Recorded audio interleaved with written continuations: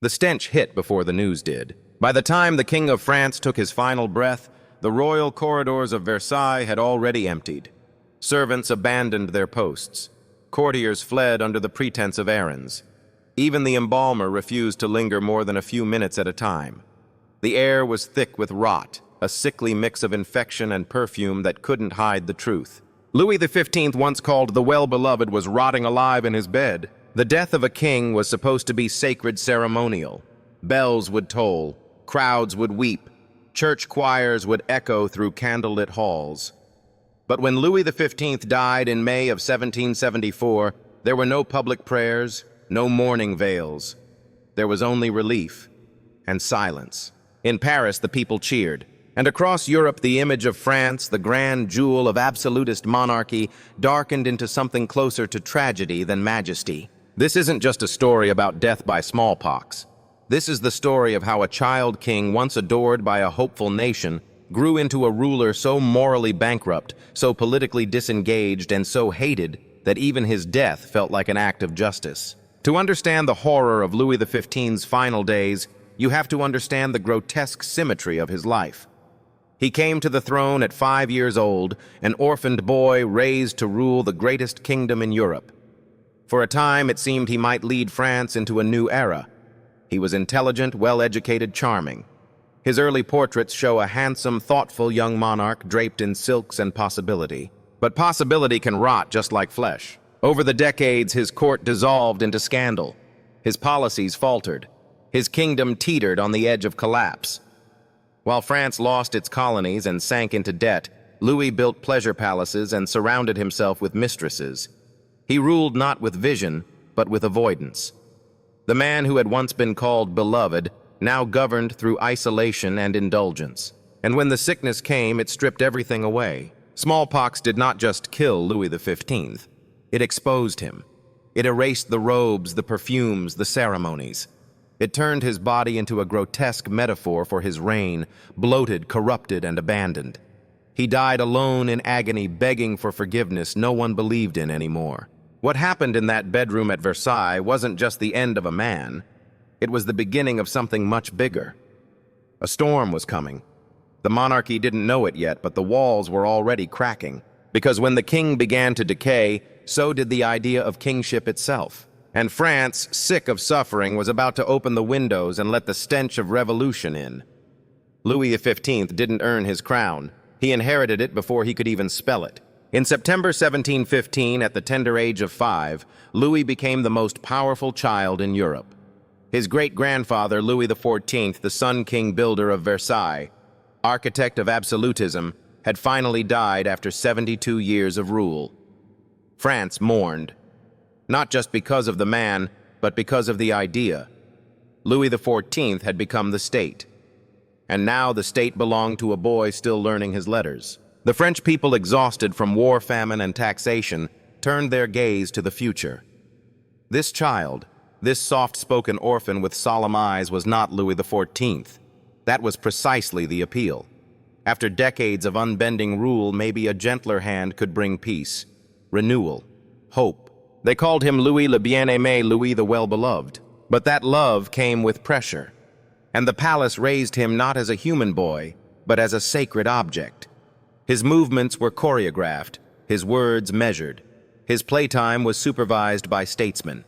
He was surrounded by a wall of etiquette so thick he couldn't cry without someone recording it in court diaries. Even his illnesses became matters of national anxiety. The regency under Philippe d'Orléans tried to steady the country. Liberal policies were briefly revived.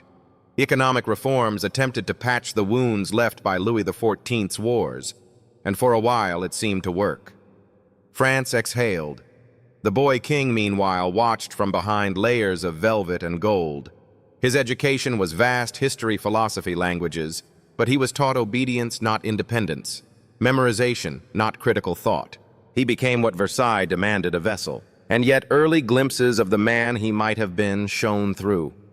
Tutors noted his quick mind. Courtiers admired his charm. He was sensitive, curious, even devout. But none of that mattered as much as what was withheld from him, the ability to make decisions, to fail, to grow. By the time Louis XV officially began his personal rule at age 13, he was already on rails. The machinery of monarchy would carry him forward whether he liked it or not. He was king, but not quite a leader. Adored, but not yet tested. Draped in royal cloth, but not yet weighed down by it. That weight would come soon enough. And when it did, it would bend him. Because the crown wasn't made for a child. It was forged in fire and war and expectation. And on Louis XV's young head it would become not a symbol of glory, but a slow-acting curse. For a moment it all looked like it might work. By the early 1720s, Louis XV had grown into a striking young man, tall, handsome, intelligent, and soft-spoken. When he officially assumed power in 1723 at the age of 13, the public mood was optimistic. France had endured the twilight of Louis XIV's reign, had survived the costly wars, the economic collapse, the famine. Now, with a fresh-faced monarch and a world-class court, the country stood poised for renewal.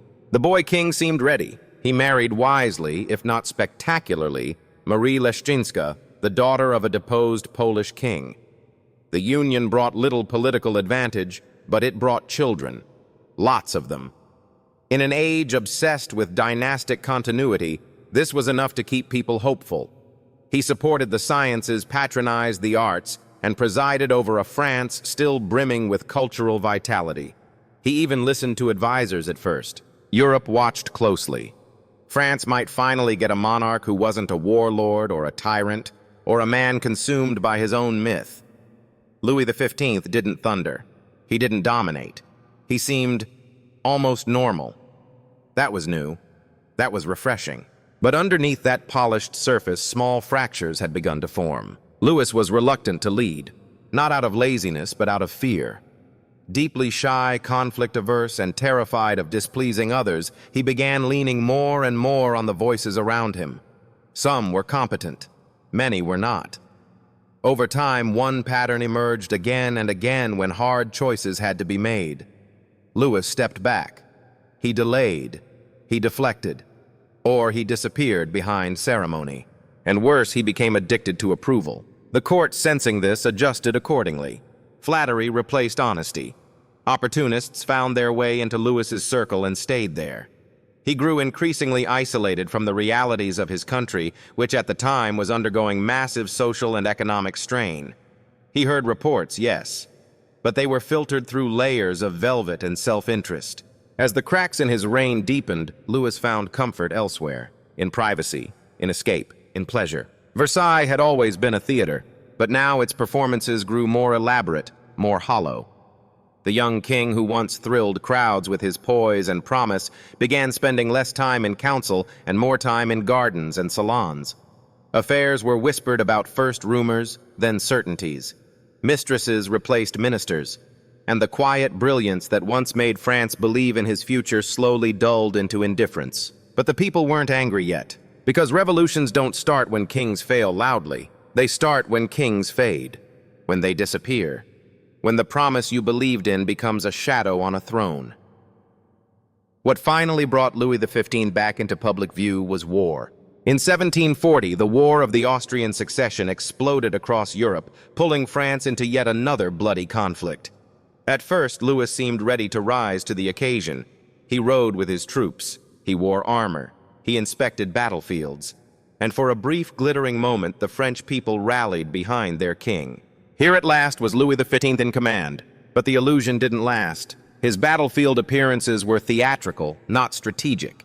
Decisions were made not in tents, but in salons by ministers influenced more by social intrigue than military insight. The war dragged on for 8 years, draining France's coffers, killing thousands, and ending in a treaty that gave up almost everything the kingdom had fought to gain. It was a war that cost France dearly and earned it nothing. And while soldiers died in the mud, Louis XV drifted further into the clouds of court life. Enter Madame de Pompadour. She was more than a mistress. She was an institution. Brilliant, cultured, politically savvy, and entirely without noble blood, Pompadour captivated the king. She became his confidant, his advisor, his escape. And for a while she was effective promoting the arts, protecting Enlightenment thinkers, even pushing for rational reform. But the price was steep. Her influence over policy was resented by the nobles she outmaneuvered, the clergy she sidelined, and the public who saw in her the growing rot of favoritism. Behind every failed treaty, every military embarrassment, every financial blunder, the people saw her hand and, by extension, Louis's weakness. Then came the 7 Years' War. If the War of the Austrian Succession had been a costly detour, this one was a national humiliation. France lost nearly all its overseas holdings. Canada, Louisiana, parts of India. British ships ruled the Atlantic. French prestige crumbled. And Louis XV, he seemed more disengaged than ever. While France wept over its fallen sons and its shattered empire, the king rode horses through lavish parties and expanded his list of mistresses. Pompadour gave way to Madame du Barry, whose origins were even more scandalous, and whose presence at court turned whispers into roars. To the French people, Versailles now looked less like a palace and more like a brothel. Meanwhile, the tax burden deepened, falling hardest on peasants and the rising bourgeoisie. The nobility paid little, the church nothing. But Louis, insulated by ritual and ritualistic praise, seemed unable or unwilling to see what was coming. A new France was emerging. Enlightenment thinkers were poking holes in the armor of divine right. Urban unrest simmered. Pamphlets mocked the king as a hollow man obsessed with flesh detached from duty. The name well-beloved now dripped with sarcasm. Louis XV had not led France into defeat with cruelty or tyranny or madness. He had done it with inaction, with absence. He was not the butcher of his nation. He was its ghost. And when a king becomes a ghost, someone else will always arrive to take his place. France wasn't just losing wars on the battlefield. It was losing its patience, its faith, its belief in the old ways. And no mistress, no palace, no portrait could hide the truth anymore. The monarchy itself had started to rot from the top down. While the French people tightened their belts and buried their sons, Versailles feasted. It glittered, it danced, it ignored. By the 1760s, the gulf between the monarchy and its subjects had become a chasm, and Versailles was the golden island in the middle of it. Life at court moved to the rhythm of ritual. Meals were performances. Walks in the garden required approval. Nobles spent hours rehearsing how to bow. And in the center of it all stood a king who had become almost ornamental. Louis XV wasn't hated because he ruled harshly. He was hated because he seemed not to rule at all. He withdrew deeper into his private world. Hunting, card games, secret doors leading to private apartments where mistresses came and went like whispers. He commissioned the Petit Trianon not for governance, not for diplomacy, but as a quiet hideaway for Madame de Pompadour and later for du Barry. A pleasure palace inside a palace. Versailles within Versailles. It was beautiful. It was decadent. It was damning. Stories leaked from court, sometimes exaggerated, sometimes true, always damaging. That Louis paid more attention to his dogs than his ministers. That royal appointments were sold for favors. That France's destiny could be decided in a bedroom. Whether accurate or not, the perception stuck. The king who had once symbolized national renewal now represented its decay. And outside the gilded walls, something dangerous was growing. The Enlightenment. Thinkers like Voltaire, Rousseau, and Diderot questioned the foundations of monarchy itself. They didn't need to lie to convince people Louis XV made their arguments for them. Every missed opportunity, every empty decree, every lavish ball during a famine became fuel. The divine right of kings. Hard to believe when the king can't even keep the lights on. And the people were reading. Pamphlets circulated in secret. Satirical songs were sung in taverns. Cartoons showed Louis as a skeleton draped in lace. He tried to censor it. He tried to imprison dissenters. But the truth once spoken spread faster than fear. Even within the nobility, whispers of discontent grew louder. Younger aristocrats mocked the old king behind fans and fans of powder. Ministers came and went in rapid succession, some reform-minded, others sycophantic, but none could overcome the rot in the system, or in the king. Louis had lost the plot, or maybe he'd never read it to begin with, because monarchy wasn't just about pageantry, it was about presence, leadership, sacrifice. Qualities Louis XV had long since abandoned in favor of seclusion and seduction. The velvet curtains of Versailles had always concealed something, but now they no longer hid majesty. They hid the smell of decline, of delusion, of a regime that still performed authority while the foundation cracked beneath its feet. France had seen kings rise and fall, but never before had they watched one vanish, smiling, perfumed, and blind to the fire just beyond the gates. In April 1774, after years of retreating from governance, from criticism, from responsibility itself, Louis XV finally encountered something he couldn't avoid: smallpox. It began like many illnesses did: headaches, chills, a general fatigue he attributed to exhaustion. After all, even a disengaged king had his routines, the hunt, the ceremonies, the endless theater of Versailles. But within days, his symptoms worsened. Fever raged. His skin erupted into lesions. The court physicians recognized it immediately. The most feared disease of the century had come for the king, and it had come hard. Smallpox had no cure, no effective treatment. Not for peasants, and certainly not for royalty. Bloodletting, purging prayer, that was all they could offer. Louis XV's pustules multiplied, ruptured, and began to leak a stench so foul it drove attendants from his chambers. The odor clung to the tapestries, seeped into the marble, and spread down the corridors like a warning. Versailles emptied. Veteran servants, those who had dressed the king, served him wine, whispered secrets into his ear, abandoned their posts. Courtiers, fearing infection or perhaps divine punishment, fled to the countryside. Even Madame du Barry, his final mistress, was expelled from the palace on orders of the royal family. The once vibrant court dissolved into panic and silence. Inside the king's bedchamber, decay had already begun while he was still alive. The lesions blackened. His skin split. His face, once praised across Europe for its beauty, became a grotesque mask of rot and pain. The mirrors were covered. No one dared speak of what he looked like, only that he was no longer recognizable. His cries echoed behind closed doors, muffled by thick drapes and even thicker denial. In moments of lucidity, Louis asked for forgiveness from God, from France. He confessed regrets. He sought last rites. But these flashes of conscience were swallowed by delirium and agony. His final hours were filled with convulsions and blood. Death, when it came on May 10th, was not peaceful. It was violent, degrading, and witnessed by only a handful of those too loyal or too afraid to leave. And still the nightmare wasn't over. His body was so disfigured, so repulsive, that the usual royal funeral customs were scrapped. There would be no public display, no lying in state. The embalmer refused to work for more than a few minutes at a time. The corpse was hastily sealed in a lead coffin and transported under cover of night to the royal crypt at Saint-Denis. Even that could not contain the stench. The funeral procession was a farce. Nobles stayed away. The clergy rushed through the rites. The people once expected to mourn their well-beloved king lined the streets not in grief, but in morbid curiosity. Some cheered, others sang. For many, the death of Louis XV was not a tragedy. It was a cleansing, because his death said everything his reign had refused to admit: that kings are mortal, that power cannot perfume decay, and that a throne does not guarantee dignity. Louis XV didn't just die of smallpox. He died of detachment, of delay, of rot, political, moral, and physical, that began years before the lesions appeared. And as his coffin rolled toward the crypt, sealed tight against the stink of his body, France itself began to stir. The old order had started to decompose, and the revolution was already in the air. He left behind an empty throne and a kingdom teetering on collapse. His grandson, Louis XVI, barely 20 years old, inherited not just a crown, but a disaster.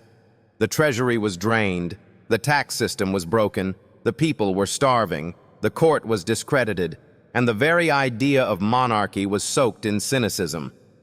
The Sun King had once proclaimed, "L'État c'est moi, I am the state." By the end of Louis XV's reign, the state had become a punchline and the king a symbol of rot. The French people had stopped fearing their monarch. Worse, they had stopped needing him. And no matter how sincere Louis XV's intentions were, how earnest his desire for reform might have been, he was already buried under the debris of his grandfather's failures. The revolution didn't begin in 1789. It began in 1774 in a darkened chamber reeking of disease, where servants held cloths to their noses and whispered prayers they no longer believed. Louis XV's reign had hollowed out the monarchy from within. The divine right of kings had been exposed as human frailty wrapped in ceremony. Enlightenment thinkers, emboldened by the king's corruption and failures, filled pamphlets and books with visions of a different France, rational, democratic, and free. And now those ideas were no longer limited to salons and cafes. They were creeping into the minds of merchants, lawyers, even peasants. When the stench of his death filled the halls of Versailles, it wasn't just the end of one man. It was the end of the illusion. The illusion that kings ruled by heaven's mandate, that opulence meant order, that a crown could protect a man from judgment. It couldn't. In the end, Louis XV became a lesson, a cautionary tale in powdered wigs and silken robes. He had been handed the loyalty of a nation and squandered it on pleasure, silence, and fear.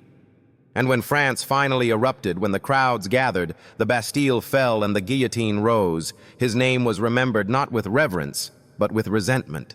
He was not executed like his grandson, but his death was in many ways the sharper blade. Because while Louis XVI died for the sins of a system, Louis XV was the system. He embodied its worst instincts, and when he decayed, so did everything it stood for. The king who rotted alive had already passed his sickness on, and France would never be the same again.